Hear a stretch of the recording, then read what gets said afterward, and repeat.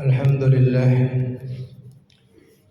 alhamdulillah haqqa hamdih, wassalatu wassalamu ala khaira khalqih.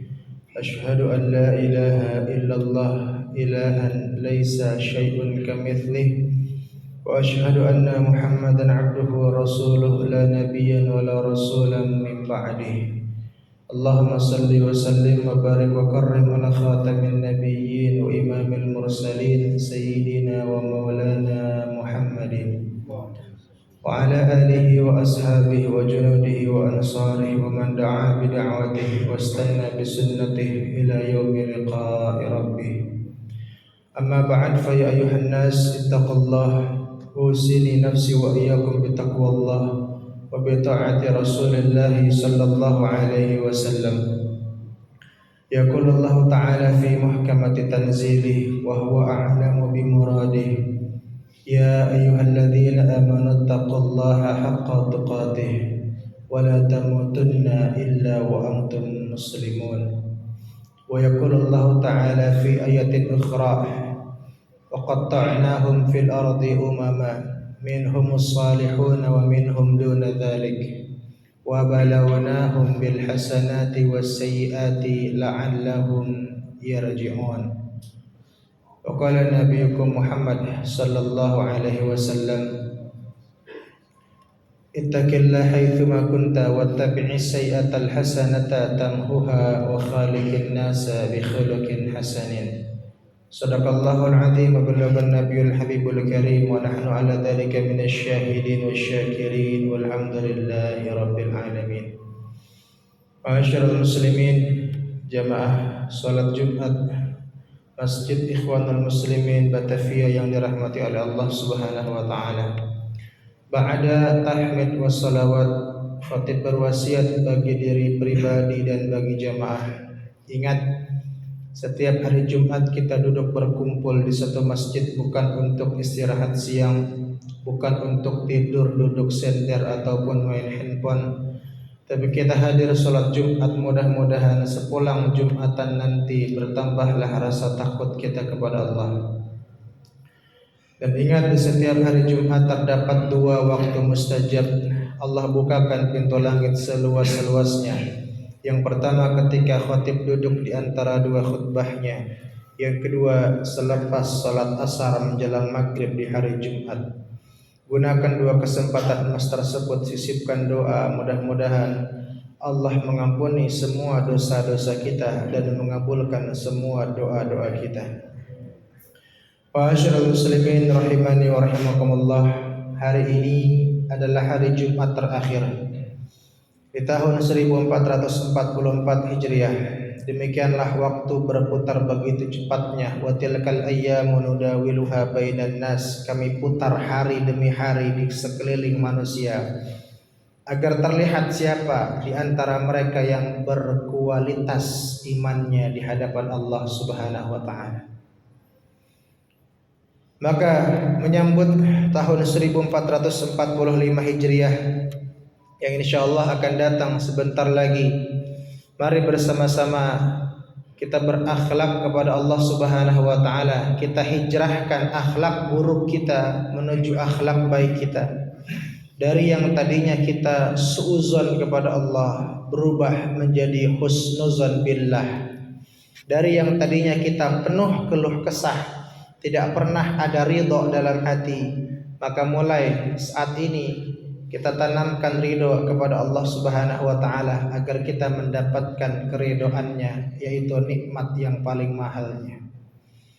Ma'asyiral muslimin rahimani wa rahimakumullah, di zaman modern seperti sekarang ini banyak orang yang merasa ketika dirinya sudah taubat, ketika dirinya sudah sholat, sudah bersedekah, sudah baca Quran, dia merasa dirinya akan selamat dari ujian, akan luput dari ujian, akan tenang, akan nyaman, tidak diuji oleh Allah Subhanahu wa taala. Ketika datang ujian dari Allah Subhanahu wa taala, jatuh ekonominya, jatuh kesehatannya, hilang harta bendanya, hilang anggota keluarganya wafat. Seraya dia katakan kepada Allah, kenapa ya Allah engkau menguji saya, padahal saya sudah taubat, saya sudah rajin sholat, saya sudah puasa, saya sudah ke masjid. Kenapa ujian ini datang kepada saya? Orang ini adalah orang yang benar taubatnya, sholatnya benar, puasanya benar, baca Qur'annya benar, tapi pemikirannya yang salah. Kalau orang sudah salah dalam berfikir, dia akan salah dalam berucap, dia akan salah dalam bertingkah laku. Dalam benak fikirannya tidak akan ada ujian dari Allah kalau sudah rajin sholat. Dalam benak fikirannya tidak akan ujian dari Allah kalau sudah rajin ke masjid. Padahal ini adalah salah dalam berfikir. Semakin tinggi kita menaiki tower, semakin kencang angin yang bertiup. Semakin rajin kita beribadah kepada Allah Subhanahu wa taala, akan datang ujian. Apakah iman kita ini kuat atau tidak? Lupakah kita dalam surah Al-Ankabut ayat yang kedua Allah Subhanahu wa taala berfirman, "Ahasiban nasu ayyutraku ayyaqulu amanna wa hum la yuftanun." Apakah para manusia itu menyangka ketika mereka sudah beriman, sholat, puasa, baca Quran, kemudian mereka tidak mendapatkan ujian dari Allah Subhanahu wa taala? Ingat dalam surah Al-A'raf ayat 168 Allah Subhanahu wa taala berfirman, "Wa qatta'nahum fil ardi umama." Kami jadikan mereka berumat-umat, berkelompok-kelompok di atas muka bumi ini. Minhumus salihun wa minhum duna dzalik. Ada orang yang saleh, ada orang yang tidak saleh. Ada orang yang rajin salat, ada orang yang diajak ke masjid, dia katakan, "Udah enggak usah ngurusin saya." Itu dosanya lebih besar daripada dia meninggalkan salat. Ketika dia katakan, "Enggak usah ngurusin saya, urusin saja ibadahmu sendiri," itu dosanya seandainya ditumpahkan ke bumi, bumi ini tidak sanggup menanggung beban dosanya.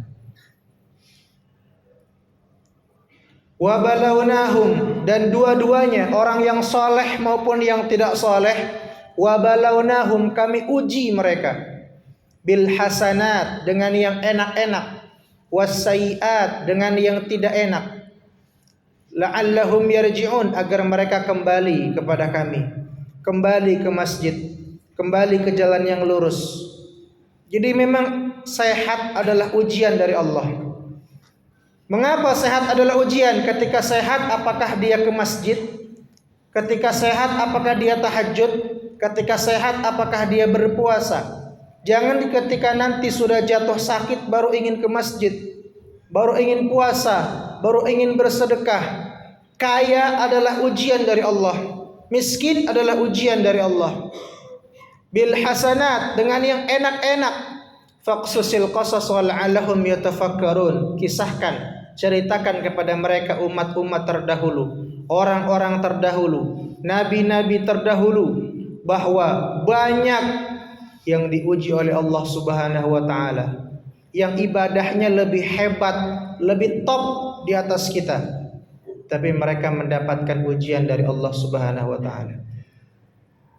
Nabi Sulaiman alaihi salam diuji melalui harta kekayaan yang berlimpah ruah. Nabi Daud alaihi salam diuji melalui tampuk kepemimpinan. Nabi Yusuf alaihi salam diuji melalui parasnya yang sangat tampan mempesona. 3 nabi tersebut lulus ujiannya karena bersyukur kepada Allah Subhanahu wa taala. Nabi Sulaiman selalu bersedekah. Nabi Daud selalu berpuasa sehari, kemudian sehari berikutnya mengurusi rakyatnya. Ahabbus siyam ilallah siyamu Daud. Puasa yang paling Allah cinta adalah puasanya Nabi Daud. Nabi Yusuf alaihi salam, selamat ahabbus sijini ilayya, lebih baik aku masuk penjara daripada fitnah yang tersebar di kalangan istana. Mereka lulus karena bersyukur mendapatkan ujian dari Allah Subhanahu wa taala. Ada juga ujian yang sayiat, yang tidak enak. Apa contohnya? Tidak ada penyakit yang lebih dahsyat kecuali penyakit yang dialami oleh Nabi Ayub alaihi salam. 80 tahun lebih Nabi Ayub sakit. Dia hanya berdoa, Rabbi anni masaniyad durru wa anta arhamur rahimin. Ya Allah, sesungguhnya aku ditimpa penyakit dan Engkau adalah yang paling penyayang di antara yang maha sayang. Seorang muslim ketika ditimpa sakit wajib hukumnya berikhtiar dan berdoa. Bukan hanya berobat, tapi tetap juga berdoa. Bukan hanya berdoa, tapi tetap juga berobat, berikhtiar. Tidak ada ujian yang lebih berat yang dialami oleh Nabi Nuh alaihi salam. Diboikot oleh umatnya, dicampakkan oleh umatnya. 950 tahun berdakwah. Nabi Yunus alaihi salam meninggalkan negeri Ninawa, naik ke atas perahu, dilemparkan, ditelan oleh ikan nun, dilepehkan begitu saja di tepian pantai. Karena dia berdoa, la ilaha illa anta subhanaka inni kuntu minaz zalimin. Dan tidak ada ujian yang lebih dahsyat yang dialami oleh seorang nabi yang pamannya pun ingin membunuh dirinya. Sekelompok pemuda satu kampung sepakat ingin membunuhnya. Berdakwah dilempari oleh batu. Sering mendapatkan lemparan isi perut unta ketika sholatnya. Berdarah pelipisnya, tanggal gigi gerahamnya. Dialah Nabi kita Muhammad sallallahu alaihi wasallam. Mereka adalah orang-orang yang ibadahnya lebih hebat dari kita. Jauh dari kita, tapi mereka mendapatkan ujian dari Allah Subhanahu wa taala. Maka mulai saat ini kalau kita sholat, maka kita pasti akan dapat ujian dari Allah. Kalau kita tidak sholat, kita akan mendapatkan teguran dari Allah. Kalau kita rajin ke masjid, pasti akan ada ujian dari Allah. Kita tidak ke masjid, akan ada teguran dari Allah. Ad-dunya darul bala. Dunia ini tempatnya ujian. Wal akhiratu darul jaza. Sedangkan akhirat adalah tempatnya balasan. Oleh karena itu, hilangkan negative thinking kita, suuzon kita kepada Allah. Jangan sampai mulut ini berucap, mengapa ujian ini ditimpakan kepada saya? Mengapa hal ini terjadi pada saya? Padahal saya rajin sholat. Tidak. Karena yang namanya ujian akan datang kepada mereka yang beriman kepada Allah Subhanahu wa taala. Kalau sudah kita fahami ini, ketika tiba nanti ujian dari Allah, jatuh ekonomi kita, jatuh kesehatan kita, maka yang kita ucapkan adalah la ilaha illa anta subhanaka inni kuntu minaz zalimin.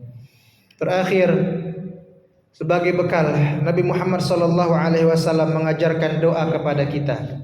Ketika beliau mendapatkan hal yang diminta sesuai dengan apa yang dipinta, mintanya A dapat A, mintanya hijau dapatnya hijau, beliau selalu berdoa, alhamdulillahilladzi bi ni'matihi tatimmus shalihat. Ketika ternyata keinginan sesuai, ternyata kenyataan tidak sesuai dengan keinginannya, mintanya A dapatnya B,